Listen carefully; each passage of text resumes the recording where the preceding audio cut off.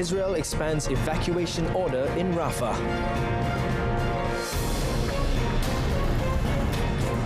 Brazil floods wreak historic devastation.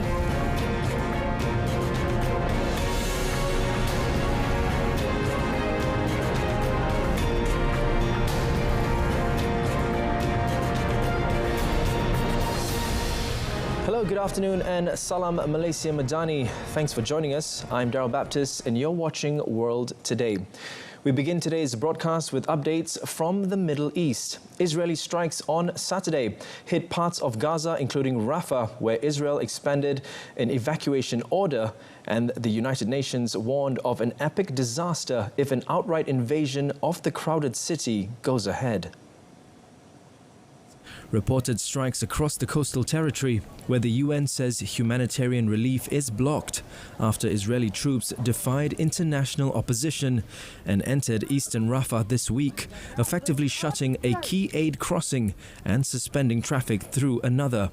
The Palestinian Health Ministry said at least 37 Palestinians, 24 of them from central Gaza areas, were killed in overnight airstrikes across the enclave, including in Rafah. In Rafah, witnesses reported intense airstrikes near the crossing with Egypt. Images showed smoke rising over the city.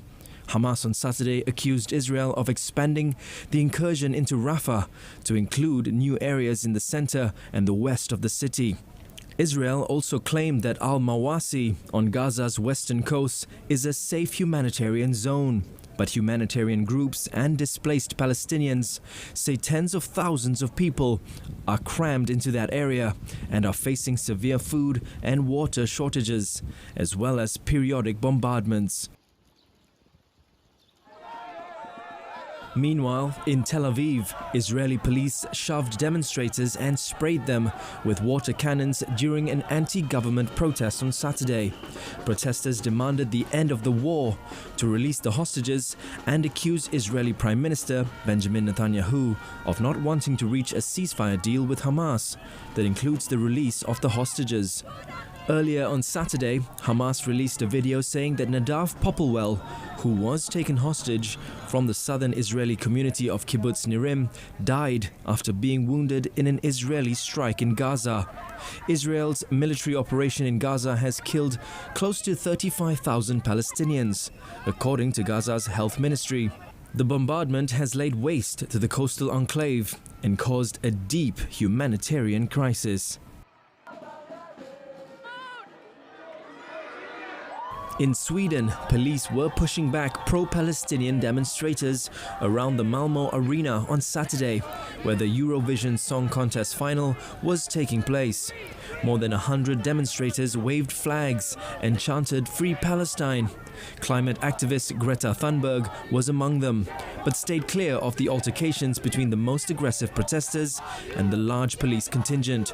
She sat with other activists in a circle, but was later escorted away by police. In the afternoon, some 5,000 people marched peacefully through the city. They were protesting Israel's participation in the music competition. Around the concert hall, police officers were pulling demonstrators towards the many police vans parked in the area.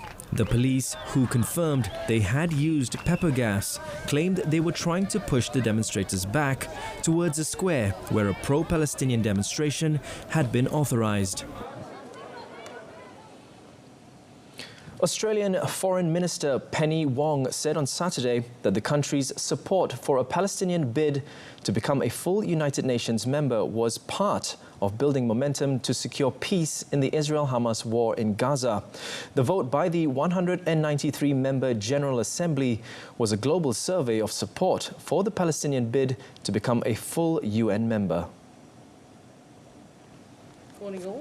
Australia voted on Friday with the majority of the UN General Assembly, which overwhelmingly backed a Palestinian bid to become a full UN member by recognizing it as qualified to join and recommending the UN Security Council reconsider the matter favorably. Now, we all know one vote won't on its own end this conflict. It has spanned our entire lifetimes. But we all have to do what we can. to build momentum towards peace. This vote is not about whether Australia recognises. The move would effectively recognize a Palestinian state after the United States vetoed it in the UN Security Council last month. The Assembly adopted a resolution with 143 votes in favor and 9 against. The resolution does not give the Palestinians full UN membership, but simply recognizes them as qualified to join. A missile strike on Saturday on a restaurant in Donetsk, eastern Ukraine, killed 3 people and wounded 8. The head of the region's Russian-backed administration, Denis Pushilin, informed on the matter through the social media platform Telegram.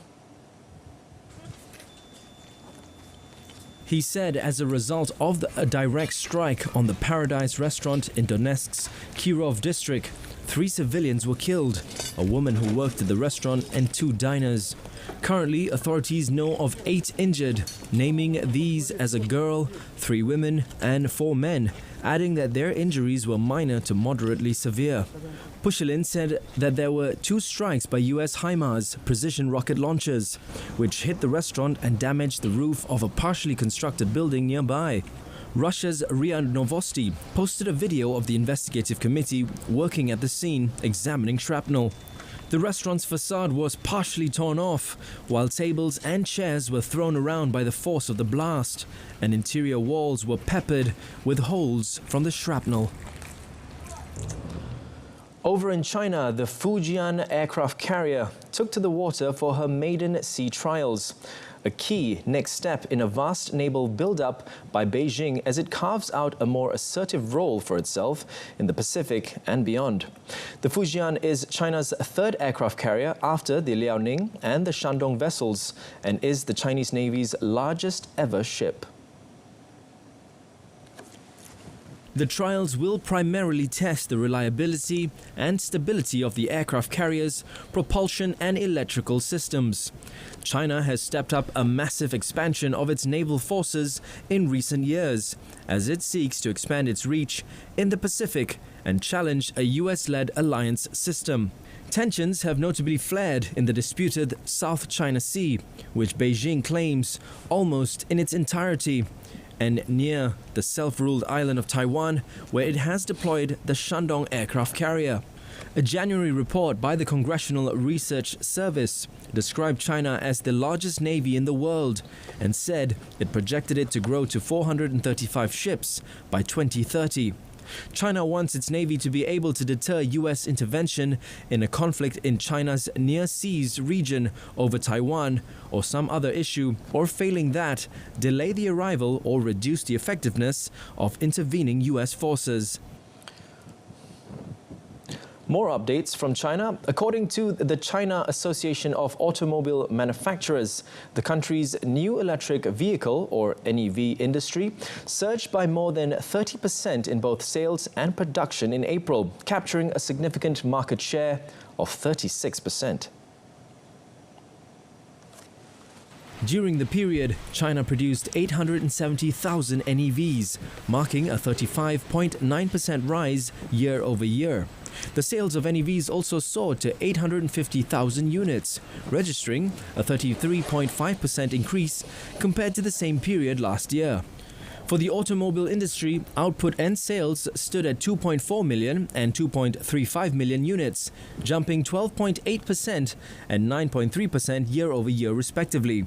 In the first 4 months of this year, the industry's cumulative output and sales were 9.012 million and 9.079 million, rising 7.9% and 10.2% respectively, compared with the same period last year. The figures also showed that in April, the total number of automobiles exported from China reached 504,000 million, jumping 34% year over year. Meanwhile, from January to April, the country exported a total of 1.827 million autos, a 33.4% increase compared with the same period last year.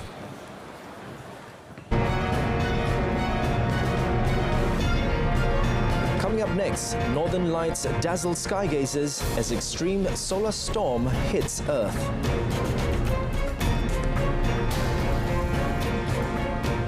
But before that, we go to Brazil, where the death toll from heavy rains in the country's Rio Grande do Sul state has climbed to 136, while another 125 people remain unaccounted for.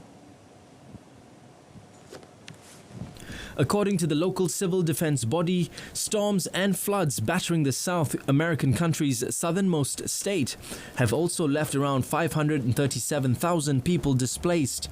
About 446 urban centers have been impacted, affecting the lives of more than 2.1 million people in a state. The state is at a geographical meeting point between tropical and polar atmospheres, which has created a weather pattern with periods of intense rains or drought. Local scientists believe the pattern has been intensifying due to climate change.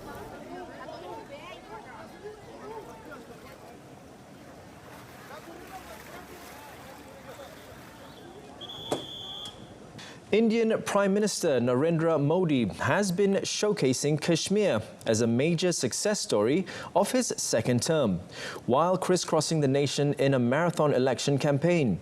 However, for the first time since 1996, his Bharatiya Janata Party, or BJP, is not contesting in Kashmir, where a 35-year uprising against Indian rule has killed tens of thousands of people.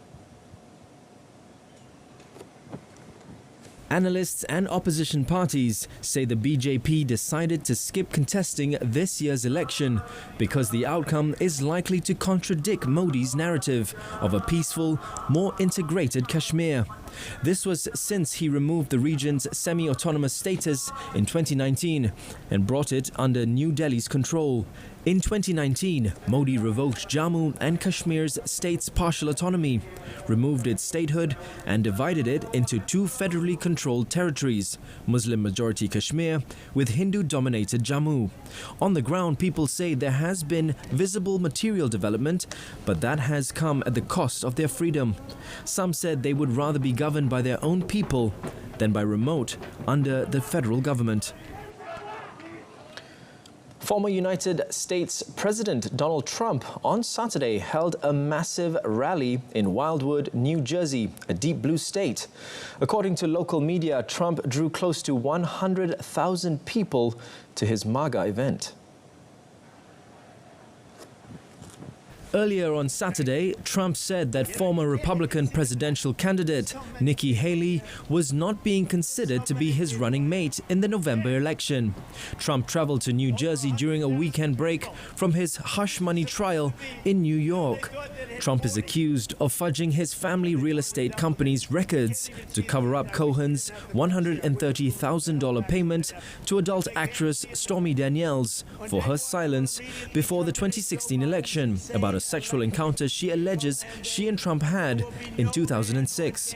Trump, 77, has pleaded not guilty to 34 counts of falsifying business records and denies having sexual relations with Daniels. Trump is set to face President Joe Biden in November's presidential election. Tunisian President Kais Saied ordered the board of the National Swimming Federation dissolved after the country's flag was covered at a meet in Tunis in response to sanctions by the World Anti-Doping Agency, also known as WADA. The decision followed instructions by President Saied to take immediate measures against those responsible for the incident of hiding the national flag. At the end of April, WADA suspended Tunisia's National Anti-Doping Agency for non-compliance with its code. WADA said the punishments include not allowing Tunisia's flag to be flown at regional, continental or world championships. In a meeting with Prime Minister Ahmed Hachani and other cabinet members, Saied said the country cannot tolerate this and apparently agitated Saied called the flag covering an act of aggression. WADA said that until Tunisia complies with the revised World Anti-Doping Code introduced in 2021, it would not host major sporting events and is barred from flying its flag at sporting events, including at the upcoming Paris Olympic and Paralympic Games. Tunisian authorities have announced amendments meant to bring the country in line with the code, but WADA has yet to lift its sanctions. Former Peruvian President Alberto Fujimori said that recent medical results have confirmed that he has a new cancerous tumor. In a video posted on his YouTube channel, Fujimori said the tumor had been diagnosed as malignant. The former Peruvian president also said he would soon begin medical treatment.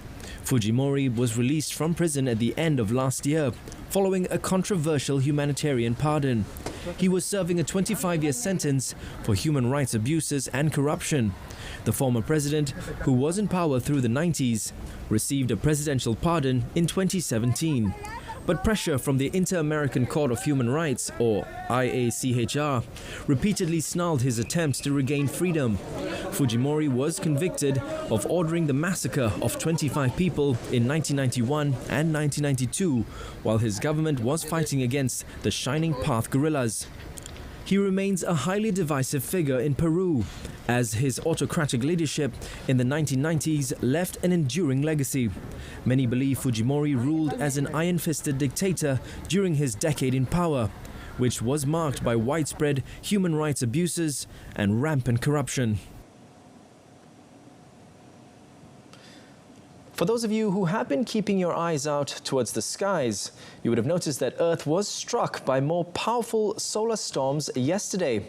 A day after the most extreme events in 2 decades triggered spectacular celestial light shows from Tasmania to Britain and threatened possible disruptions to satellites and power grids.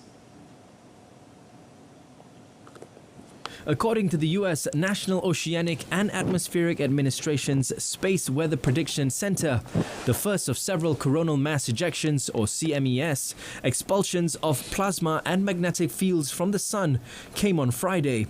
It was later turned into an extreme geomagnetic storm, the first since October 2003, that caused blackouts in Sweden and damaged power infrastructure in South Africa. During this time in the 11-year solar cycle, we're coming up towards solar maximum, so there are a lot of sunspot regions on the Earth-facing side of the sun. And one of these large regions was positioned perfectly, producing flares and associated what are called coronal mass ejections, big blobs of the solar atmosphere that actually get ejected from the sun into interplanetary space.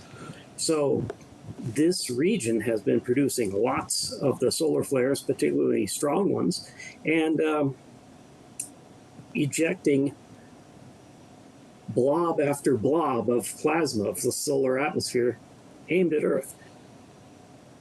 The Northern Light spread from Northern Europe and Australasia, Europe and North America, where the sky shimmered with green light above the western US states. The storming of varying intensity is expected to persist through at least today. There have been reports of power grid irregularities and degradation in high-frequency communications and GPS.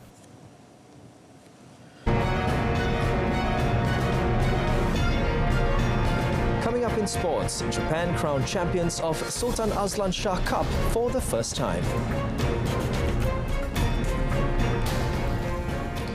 However, prior to Japan's win, the new-look national hockey team threw away several golden opportunities, including a penalty stroke to go down 3-2 to New Zealand and finish 4th in the 30th edition of the Sultan Azlan Shah Cup Invitational Tournament at the Azlan Shah Hockey Stadium in Ipoh yesterday. Apart from the penalty stroke, the Speedy Tigers, who came into the tournament as defending champions, also failed to capitalize on the 4 penalty corners earned in the classification match. Playing in front of a capacity crowd, it was Malaysia who drew first blood after just 3 minutes when Muhammad Azrai Aizad Abu Kamal scored from a pass by Faisal Sari. World number 10 New Zealand, however, replied swiftly by scoring 2 goals in 5 minutes through a Scott Coslet penalty corner, goal in the 5th minute, and a Jonty Elmas field goal in the 10th minute. World number 13 Malaysia had a great chance to level the scores when they were awarded a penalty stroke in the 39th minute after the ball hit a Kiwi player, but Muhammad Azrai Aizad's attempt sailed wide off the mark. The Speedy Tigers, under the guidance of head coach Sajid Singh, paid the price for their profligacy when Dane Lett stretched New Zealand's lead to 3-1 with a penalty corner goal in the 48th minute. Fitri Sari reduced the deficit 44 seconds before the final whistle, but it was just too little too late for Malaysia. In a dramatic conclusion to the Sultan Azlan Shah Cup on Saturday, Japan defeated Pakistan in a penalty shootout after a tense 2-all draw, dashing the Pakistan team's hopes that had reached the tournament final for the first time since 2011 following a series of stellar performances. In a riveting showdown, Japan raced ahead through Seren Tanaka in the 12th minute before Ahmad Ajaz and Abdul Rahman replied for Pakistan in the 34th and 37th minutes respectively. However, the Samurai equalized through Kazumasa Matsumoto in the 47th minute to force a shootout in a fierce contest that saw both teams neck and neck until the final whistle. In the shootout, Japan's Kosei Kawabe, Ryoma Uka, Seren Tanaka and Kazumasa Matsumoto netted, while Pakistan failed to score from their opening 2 attempts before Ahmad Butt scored for Pakistan. When the dust settled, however, Japan had triumphed with a convincing 4-1 victory, clinching the cup and retaining their top position on the leaderboard, where they already stood tall with 13 points right ahead of the final. Pakistan, despite a valiant effort, were on the second place with 2 draws. Pakistan won the cup 3 times in the past and was the second runners-up in the last edition. And now for some local football updates. Terengganu FC, or TFC, got their 2024-2025 Super League season off to a cracker when they downed Perak FC 3-1 at the Sultan Mizan Zainal Abidin Stadium in Kuala Nerus last night. The Turtles, under the tutelage of head coach Tomislav Steinbruckner, struck after just 6 minutes when their Uzbekistan midfielder Nurilio Tuktasinov let fly a powerful shot from outside the box. But visitors Perak never gave up and got the equaliser when Luciano Guaycochea coolly slotted home the spot kick in the 61st minute after their TFC's Philippines national team midfielder Manuel Ott fouled Lee Tae-min. However, coach Yusri's Chela's team's joy was short-lived when their defender Shivan Pillay netted an own goal in the 66th minute, before substitute striker Nabuike Chukwu of Nigeria made it 3-1 for TFC in the 81st minute.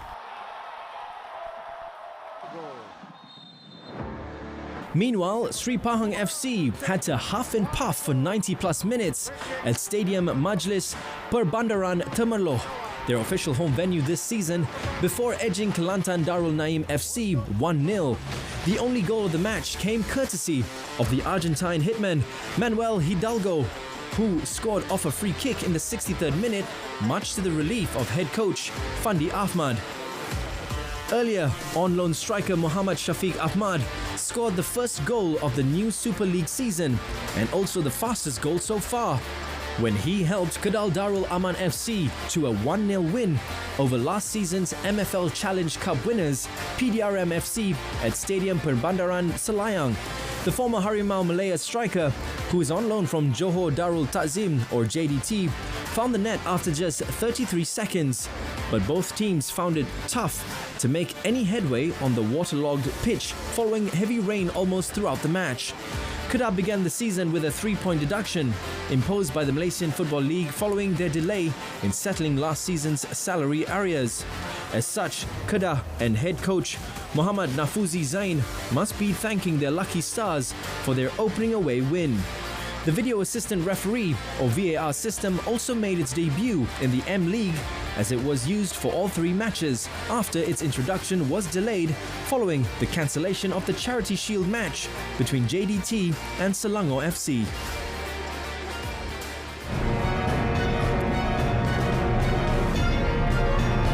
Up next, from USSR to NATO, Albania showcases military past.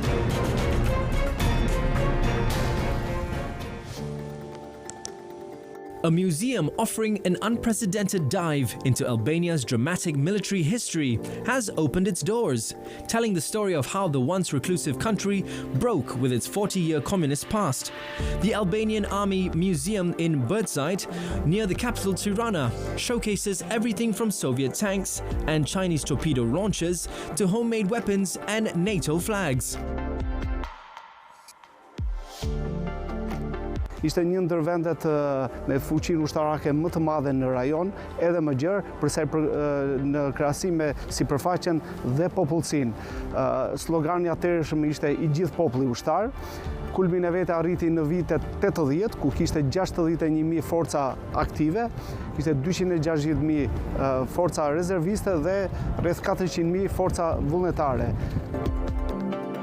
The country embraced the West after the fall of the communist regime in 1990, and 30 years later is part of NATO. More than 80% of the weapons shown at the museum belong to the era of the communist dictatorship between 1945 and 1990, and include Soviet and Chinese battle tanks and Chinese torpedo launchers. Also on display is the MiG-15 fighter jet, produced in the Soviet Union, and the MiG-17, 19 and 21 models, produced later in China, but based on the Russian model. Turkey has opened the ancient Chora church, one of Istanbul's most celebrated Byzantine buildings, to Muslims after it was used as a museum for more than 70 years, making it the second such major conversion under President Tayyip Erdogan. Erdogan also turned Istanbul's world-renowned Hagia Sophia from a museum into a mosque in 2020 in a ceremony attended by tens of thousands of people. The move was criticized by church leaders and some Western countries, who said reconverting Hagia Sophia risked deepening religious rifts. However, Erdogan said this was interference in sovereign rights and that he was determined to protect Muslims' rights. The original Chora, or Kyrie, church dates back to the 4th century and was turned into a mosque by the Ottomans. It became a museum in 1945, and Erdogan signed an order in 2020 converting it back into a mosque. It reopened on Monday, May 6th, after restoration. From statues of himself and flower-shaped decorations to model houses in presentation bottles, Egyptian carpenter and artist Ahmed Al-Sarafi makes a variety of artwork from waste wood found at his carpentry workshop. Since 2018, Al-Sarafi started upcycling materials like wood, paper and glass to make statues, lamps and other artistic products. Al-Sarafi says that he produces these handmade original works of art that machines are not able to make. الشغل اللي عملته دون من خلال بقايا الخشب الموجودة، وطورت طبعا وطلعت شغل كتير منه، واشتغلت على الورق، وكل ما اجيب ازازة ابدا افكر اعمل جواها ايه. ومن خلال دراستي في دبلوم الحديد كنت بعمل محاور كتير وفي افكار كتير، فانا بتخيل الشغل اللي انا بعمله. ده اول حاجة ان انا ابدا اتخيل، بعد كده ابدا اصمم الشغل واشتغل عليه. انا عايزه يلف للاتجاه ده ولا الاتجاه ده، اشتغل عليه واطلعه طبعا حسب ما انا متخيل. الحمد لله. Al-Sarafi has participated in various local exhibitions in the Nile Delta city of Damietta, where he is based, and in Cairo, but hopes to one day participate in international exhibitions outside of his country. بقت معانا شجرة كريسماس. We hope you enjoyed our offbeat segment, as that concludes today's edition of World Today. In our top story, Israeli army orders more evacuations from Rafah as it expands Gaza assault. Till then, my name is Daryl Baptist. From the river to the sea, Palestine will be free. Thank you for watching and have a pleasant Sunday.